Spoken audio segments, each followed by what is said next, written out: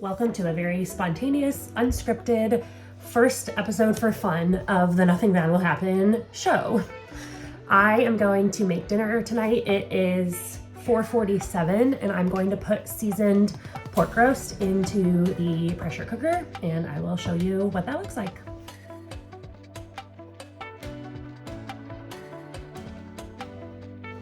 I've got 2 pork shoulders that are pre-seasoned. These are actually pre-seasoned as barbecue and I'm going to make them into carnitas tacos. These are from Aldi. The seasoning is not very strong on them, so you can very easily swap out, add, replace. So I'm going to pressure cook these and then serve them as tacos. I have one is 1.37 pounds and this one is 2.88 pounds.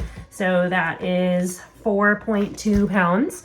I'm gonna cut the bigger one into like 2 or 3 pieces just to make it a little bit smaller. It'll pressure cook faster. I'm gonna add just a little bit of bone broth in there with it because pressure cooking needs liquid.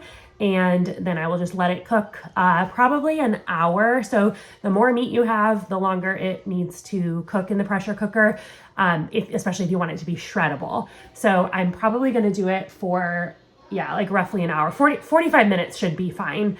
And pressure cook it, release it, check it. If it's not shreddable, I'll close the lid, pressure cook it for another 5-10 minutes, and then just serve that up with tacos. That will literally be dinner. That is the about the level of involvement that I prefer in cooking dinners. If you can't get pre-seasoned, or it's a lot more expensive to get pre-seasoned, just get a plain pork butt and rub it with whatever seasoning you want on the outside of it before you put it in the pressure cooker. If you get one of those big logs, you cut it into like thirds, and then make sure you do a lot of salt and pepper. And then if you want to make it into tacos, you could do chili powder, garlic powder, cumin, paprika. You could put like a jar of tomatoes with green chilies in there. You could buy a packet of taco seasoning. You could put taco sauce. If you want to do it as pulled pork barbecue for sandwiches, just do the pork butt with a whole bottle of barbecue sauce in there. That will count as the liquid. You probably won't need to add something like bone broth with it if you're going to do something like a sauce. So there's lots of different ways that you can do that. I like to do more than I need for dinner. That's my MO for any meal that I'm making, but especially for something as versatile as shredded meat, I will be able to use this for several days for lunches. I could do another dinner, another night where I use the leftover meat as nachos because I don't need as much meat to make something like nachos as I do for something like tacos. Like the taco is centered around having a bunch of meat in the taco. Something like nachos, the base of it is chips and we're using less meat on top. So I like to go over and above and make less cooking for myself in the future by cooking more than I need today.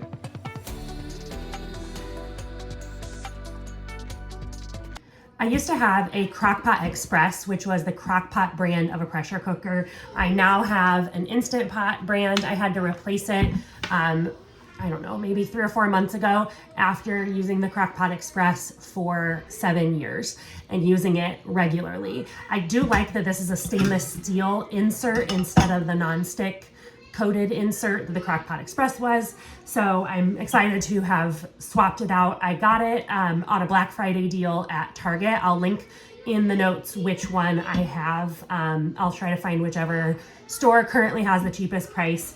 You can also often find them on Facebook Marketplace, garage sales, and thrift stores. So this one has all kinds of preset buttons: beans and chili, sterilize, eggs, cake, broth, pressure cook.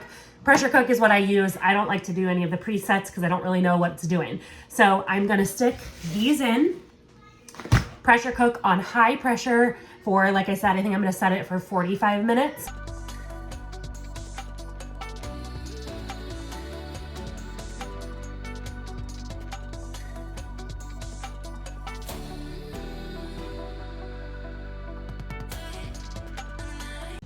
One of the main things I had to get used to when using a pressure cooker was the amount of time it took to come to pressure.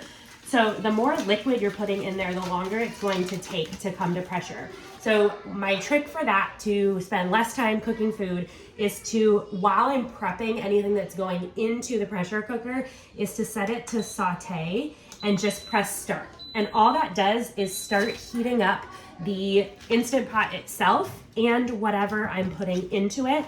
And the pressure cooking is a matter of temperature. So if I can get the liner and the base of the Instant Pot to be hotter, as well as the food that's in there to be hotter, especially the liquid. Yes.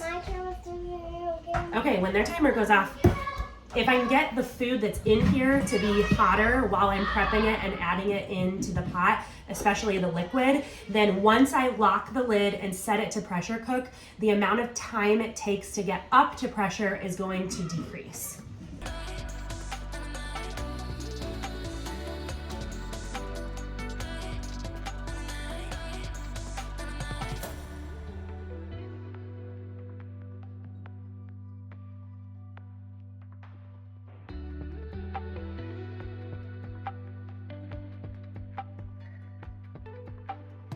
I have my 4.3 pounds of pre-seasoned pork in the Instant Pot.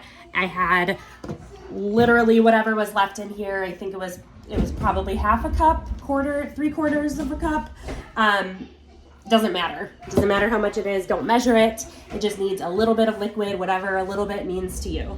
So I'm going to adjust this. It's currently on saute, so it's heating that liquid up. Since I'm ready to put the lid on, I'm going to turn that off and then instead click pressure cook. And I want high temperature, which is already defaulting to. And then I want to do 40 minutes.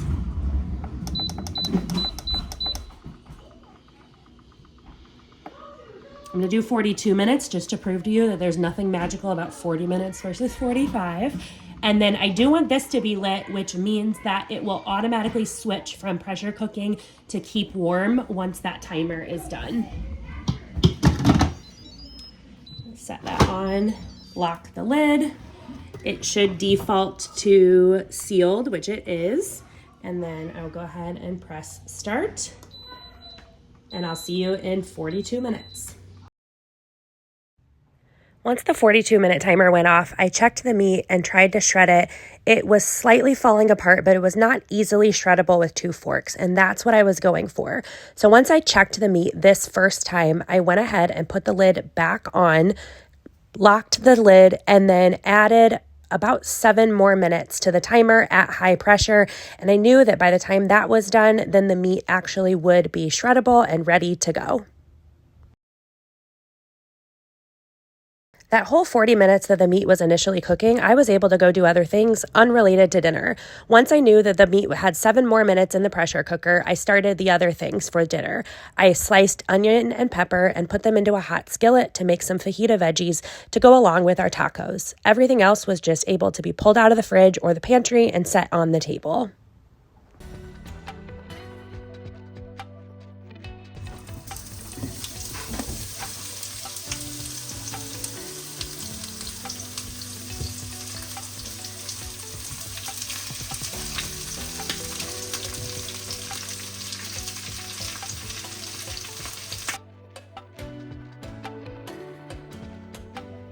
I let the veggies saute at a low heat for probably about 10 minutes and then added salt and pepper, and everything else was ready to go. This is what the final shredded meat looked like, and I served it with shredded cabbage.